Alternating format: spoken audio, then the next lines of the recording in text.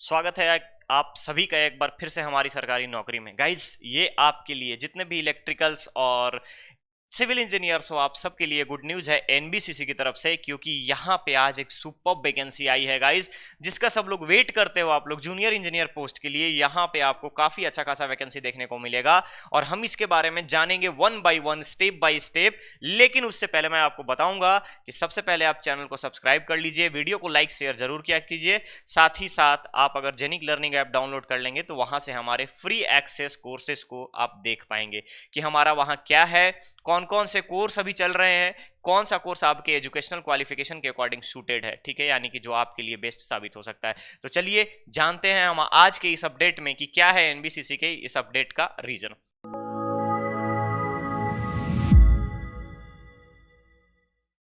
देखिएगा, यहां पे करंट वैकेंसी का अगर हम पोस्ट के बारे में बात करें आपसे, तो देखिए फर्स्ट में आपको जूनियर इंजीनियर सिविल के पोस्ट आई है, जिसमें से टोटल नंबर ऑफ पोस्ट यहां पे 60 है। सैलरी भी काफी अच्छी खासी है। ओपन एंडेड में अगर आप देखेंगे तो यहां से 27,270 रुपए सैलरी रहेगी। साथ ही साथ आपको डिफरेंट टाइप के अलाउंसेस प्रोवाइड किए जाएंगे। अपर एज लिमिट के बारे में बात करूं मैं क्लोजिंग डेट के दिन, तो 28 साल से ज्यादा आपका एज नहीं होना चाहिए गाइस। क्वालिफिकेशन में अगर आप देखिएगा तो 3 इयर्स का फुल टाइम डिप्लोमा आपसे मांगा गया है, यानी अगर आप जूनियर इंजीनियर सिविल के लिए अप्लीकेबल हैं और आपका 28 से कम एज है, साथ ही साथ आपने डिप्लोमा कर लिया है, फ्रेशर हैं, ध्यान रखिएगा फ्रेशर हैं, तब भी आप अप्लाई कर सकते हैं।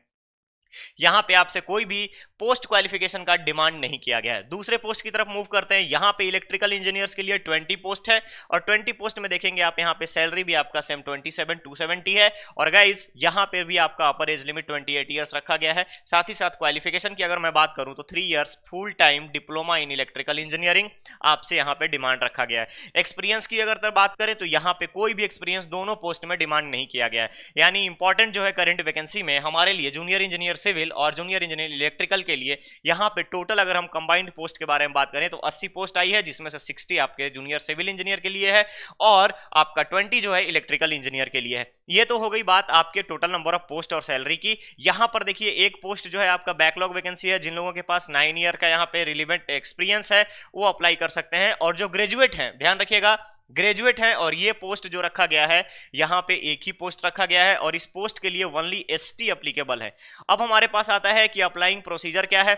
ऑनलाइन रजिस्ट्रेशन 15 तारीख से शुरू हो चुका है गाइस, ध्यान रखिएगा, यानी कि कल से आपका शुरू हो गया है एप्लीकेशन का। लास्ट डेट यहां पे 14 अप्रैल रखा गया है। एक चीज यहां पे आप माइंड में नोट कर लीजिएगा कि यहां पे आपको टोटल 1 महीने का समय दिया जा रहा है जिसको आपको अप्लाई करना है। आप बेशक यहां अप्लाई कर सकते हैं। ये तो बात हो गई हमारी इंपॉर्टेंट डेट्स की, लेकिन इसके साथ साथ आपको क्या चाहिए, तो स्कैनिंग डॉक्यूमेंट्स में अगर आप देखेंगे तो फोटोग्राफ चाहिए, रीसेंट फोटोग्राफ चाहिए, साथ ही साथ कोई कैटेगरी से बिलोंग करते हैं तो कैटेगरी का सर्टिफिकेट चाहिए और मैट्रिकुलेशन का सर्टिफिकेट चाहिए आपके एज ऑफ बर्थ के लिए। यानी कि अगर हम बात करें डेट ऑफ बर्थ के लिए, एज प्रूफ के लिए आपको मैट्रिकुलेशन का सर्टिफिकेट यहां पे अप्लाई करना है। साथ ही साथ जितने भी आपके पास सर्टिफिकेट हैं, चाहे आप डिप्लोमा किए हैं या फिर 10+2+ डिप्लोमा किए हैं या 10th प्लस डिप्लोमा किए हैं, उन सारी चीजों के डॉक्यूमेंट्स आपको यहां अपलोड करने हैं। दूसरी चीज हमारे पास आती है कि चलो अगर मैं अप्लाई करने जा रहा हूं तो हमारा क्या फी लगेगा। तो गाइस ध्यान दीजिएगा, जितने भी आप यहां पे जूनियर इंजीनियर और सिविल इंजीनियर के लिए एप्लीकेबल हैं उन सबको 500 के लिए यहां पे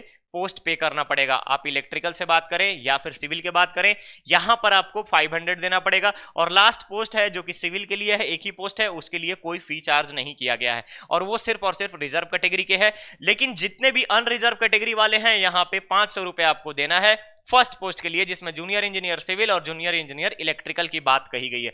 दूसरी तरफ हमारे पास आता है सिलेक्शन प्रोसीजर। तो ध्यान रखिएगा गाइज, यहां पर जितने भी जूनियर इंजीनियर सिविल और इलेक्ट्रिकल का सिलेक्शन होगा वो सीबीटी के द्वारा होगा, रिटन टेस्ट के द्वारा होगा, और एनबीसीसी का फाइनल डिसीजन रहेगा इसमें कि किस तरीके से मेरिट तैयार किया जाए, मेरिट लिस्ट बनाया जाए।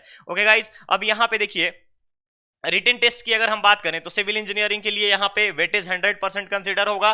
सिविल इंजीनियर है तो रिटन टेस्ट हो जाएगा। यहां पे इलेक्ट्रिकल के लिए भी आपका रिटन टेस्ट है। और लास्ट पोस्ट जिसके बारे में मैंने बताया था कि एक ही है और वो भी रिजर्व कैटेगरी के लिए, उनका सिर्फ और सिर्फ पर्सनल इंटरव्यू होगा। तो गाइस मिस मत कीजिएगा इस चांस को, आपके लिए एक पीएसयू में जॉब करने का अगर आपका सपना है, आपका ये गोल है, एम है कि मैं एक पीएसयू कंपनी में रेप्यूटेड इंस्टीट्यूशन में, ऑर्गेनाइजेशन में काम करूं, तो एनबीसीसी आपके लिए बेस्ट साबित हो सकता है। तो गाइस आज के अपडेट में इतना ही। वीडियो के डिस्क्रिप्शन में सारी चीजें आपको अवेलेबल करा दी जाएंगी, लेकिन उससे पहले आप यहां पर ये माइंड सेट कर लीजिए कि किस तरीके से प्रिपरेशन करना है।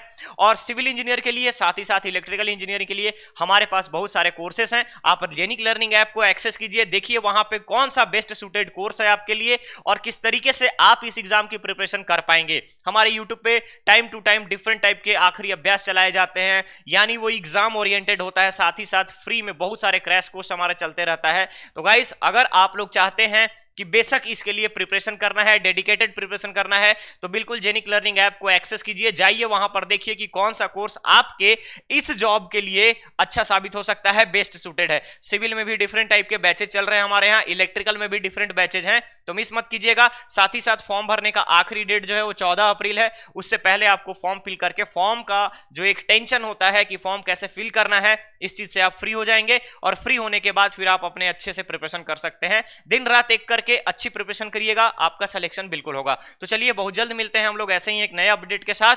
Thank you.